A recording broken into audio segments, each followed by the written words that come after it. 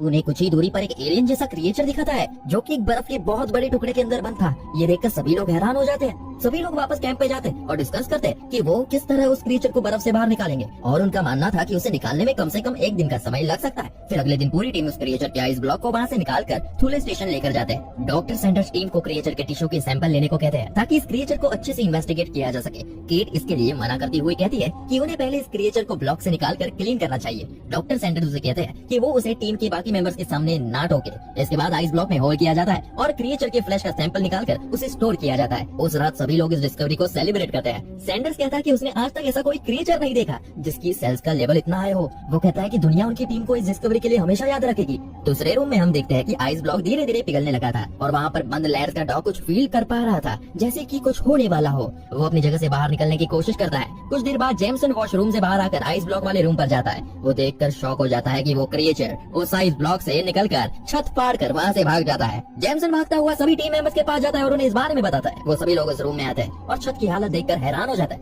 क्योंकि उन्हें नहीं पता था कि एक एलियन हजारों साल तक भी जिंदा रह सकता है। इसके बाद सैंडर्स सभी को अलग अलग ग्रुप में डिवाइड करके क्रिएचर को ढूंढने के लिए कहता है। एक ग्रुप डॉग के रूम में ढूंढता है और देखकर हैरान होते हैं कि उस दीवार पर एक बहुत बड़ा होल हो रखा था और वहाँ पर काफी खून और डॉग के बाल गिरे हुए थे। हेनरिक और ओलॉफ क्रिएचर को ढूंढ लेते हैं जो कि एक वुडन हट के नीचे होता है। वो लोग जब ध्यान से देखते हैं तब उन्हें पता चलता है कि ये क्रिएचर किसी बहुत बड़े बीटल की तरह दिखता है, जिसका बहुत बड़ा मुंह होता है, केकड़े जैसे कई पैर होते हैं और बहुत बड़े बड़े दांत होते हैं। हेनरिक जैसे ही दूसरी तरफ देखता है वो क्रिएचर अपने खतरनाक हाथों से हेनरिक के छाती में होल कर देता है और उसे अपनी तरफ खींच लेता है, जिससे ओलॉफ के फेस पर खून गिर जाता है। ओलॉफ डर के मारे काफी जोर से चिल्लाता है और बाकी मेंबर्स उसकी तरफ आते हैं। वो लोग क्रिएचर पर गोलियां चलाना शुरू करते हैं, लेकिन इससे उस क्रिएचर को कोई फर्क नहीं पड़ता, बल्कि क्रिएचर दीवार पर चढ़ता हुआ छत पर चला जाता है। क्रिएचर को मारने के लिए टीम उस हट पर केरोसिन फेंक कर आग लगा देते हैं। क्रिएचर जलने लग जाता है और आखिर में मर भी जाता है। सभी लोग राहत की सांस लेते हैं और अपना कॉटेज में वापस जाते हैं। वो सभी हेनरिक की मौत का शोक मनाने लगते हैं और ओलॉफ उस इंसिडेंट से इतना ज्यादा सदमे में चला गया था कि सभी लोग उसे सिटी के मेडिकल केयर सेंटर में भेजने का डिसाइड करते हैं। सैंडर्स देखता है कि टीम का कॉन्फिडेंस टूटने लगा था और ये सब बातों को नजरअंदाज करते हुए वो सभी लोगों को कहता है कि क्रिएचर को स्टडी करना उन सभी की रिस्पॉन्सिबिलिटी है। जिसके बाद हेनरिक को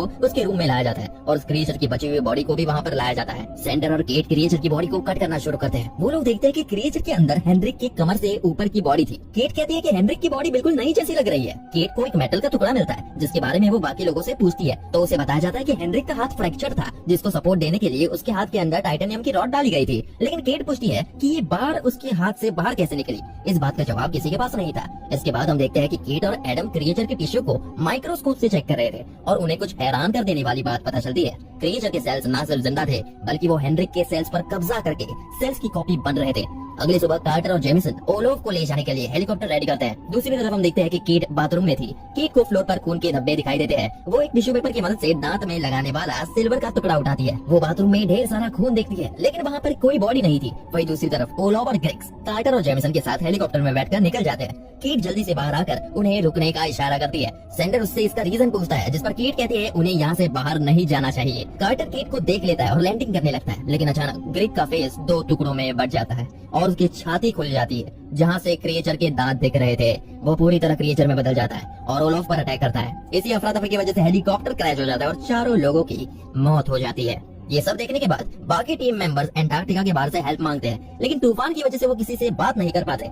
एडवर्ड कहता है कि उन्हें यहाँ से निकलकर किसी दूसरे कैंप में जाना चाहिए। वही जब केट दोबारा बाथरूम में खून देखने जाती है, वो देखती है कि खून पूरी तरह से गायब हो चुका था। वो टीम के पास वापस जाकर उन्हें कहीं बाहर जाने से मना करती है, क्योंकि वो जानती है कि कुछ अजीब हो रहा है। केट बाकी लोगों को अपनी थियरी बताती है कि ये एलियन जैसा एक क्रिएचर ह्यूमन सेल्स की कॉपी करके किसी भी इंसान का क्लोन बना सकता है, और यही रीजन ये मेटल का टुकड़ा बॉडी से बाहर हमें मिला, क्योंकि एलियन उसे नहीं कॉपी कर सकता। उसकी इस बात को सभी लोग इग्नोर करके वहाँ से बाहर चले जाता है और वहाँ जरूर जूलियट रुकती है। जूलियट केट को एक अलग रूम में ले जाती है, जहाँ वो उसे बताती है कि असल में वो ही एलियन है। वो केट पर हमला करती है, लेकिन जैसे तैसे केट वहाँ से भाग जाती है। भागते हुए वो कार से भागने के लिए कहती है, लेकिन वो नहीं भागता और इसी वजह से वो मारा जाता है। केट हॉल का दरवाजा बंद करती है और लार्स और एडम्स कुछ हथियार लेकर खड़े होते हैं। लार्स एक फ्लेम थ्रोवर का यूज करके क्रिएचर को जला देता है। वो लोग कार्ल और जूलियट की बॉडी को डिस्पोज करते हैं और केट उन सबको बताता है कि ये क्रिएचर एक वायरस की तरह है, जो भी इसकी ब्लड या सेल्स के संपर्क में आएगा उसे एलियन कंट्रोल कर लेगा। उसे इसके सोल्यूशन के बारे में अभी नहीं पता, इसलिए एडम सजेस्ट करता है कि उन लोगों को क्वारंटाइन हो जाना चाहिए ताकि फिलहाल के लिए खतरा टल जाए।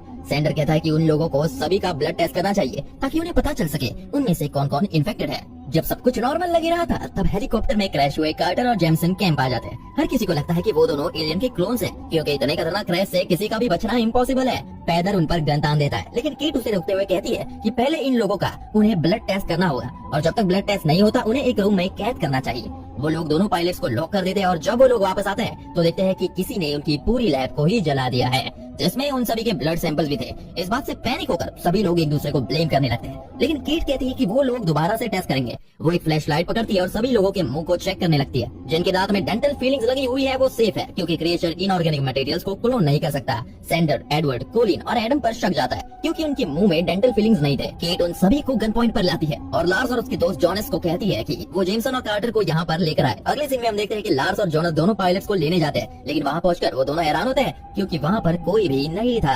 कार्टर और जेमसन उस फ्लोर पर एक होल करके वहाँ से भाग गए थे। लार्स उन दोनों की तलाश करने लगता है, तभी अचानक उसे एक बिल्डिंग की तरफ खींच लिया जाता है। जोनस सोचता है कि लार्स को उन दोनों ने मार दिया है, तो वो बाकी सभी को ये बात बताने के लिए भागते हुए जाता है। तभी कार्टर और जेम्स दोबारा से बिल्डिंग में एंटर करते हैं, जहाँ पर उन दोनों की पैदर से बहस होने लगती है। वही बाकी टीम पैदर के पीछे छुप जाती है। एडवर्ड पैदर को कहता है कि वो दोनों पायलट से रियल क्रिएचर है, इसलिए वो उन दोनों को शूट कर दे। पैदर जैसे ही उन्हें शूट करने वाला था, जेमसन उसे शूट कर देता है। साथ ही वो फ्लेम थ्रोअर के टैंक पर भी शूट करता है, जिससे वहाँ एक धमाका हो जाता है। ब्लास्ट से एडवर्ड दूर जाकर गिरता है, जिससे वो जख्मी हो जाता है। कार्टर और जेमसन के पास अब काफी हथियार थे, इसलिए वो दोनों सभी को एक रूम में चलने को कहते हैं। तभी अचानक एडवर्ड क्रिएचर में बदल जाता है और उन सभी को मारने लगता है, जिससे जोनस और जेमसन भी घायल हो जाते हैं। क्रिएचर एडम को पकड़ लेता है और उसकी बॉडी को एब्जॉर्ब करने लगता है, जिससे कि वो और ताकतवर हो सके।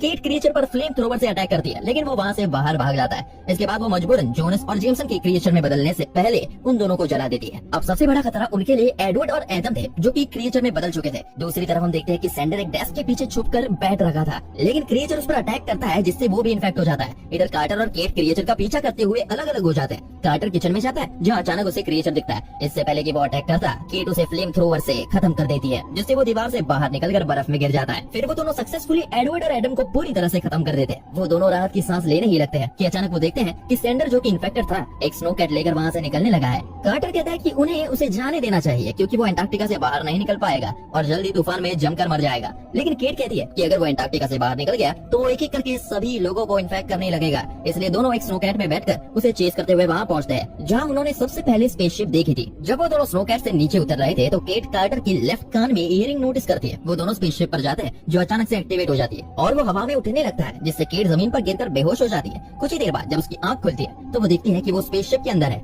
जहाँ ढेर सारी पिक्सल जैसी एंटिटीज हवा में उड़ रही है। जब वो उन एंटिटीज को गौर से देख रही थी तो सैंडर उसके पीछे से आता है, जिसे देखकर केट वहाँ से भागती है। केट इस क्रिएचर से बचकर भागते हुए एक टनल में घुस जाती है, जहाँ पर वो क्रिएचर पहुँच नहीं पाता। केट को अंदर एक ग्रेनेड मिलता है, लेकिन उस ग्रेनेड को इस्तेमाल करने से पहले अचानक क्रिएचर उसकी टांग पकड़कर उसे बाहर खींच लेता है। लेकिन किस तरह केट उसके मुंह के अंदर ग्रेनेड फेंक देती है, जिससे क्रिएचर के टुकड़े टुकड़े हो जाते हैं। इस ब्लास्ट से स्पेस का सिस्टम क्रैश हो जाता है और वो दोबारा शट डाउन होकर जमीन पर आ जाता है। इसके बाद केट और कार्टर बाहर निकलकर रशियन कैंप जाने का डिसाइड करते हैं। गाड़ी में बैठने से पहले ही केट देखती है कि कार्टर की इयरिंग मिसिंग है। वो समझ जाती है कि कार्टर भी अब एक क्रिएचर है।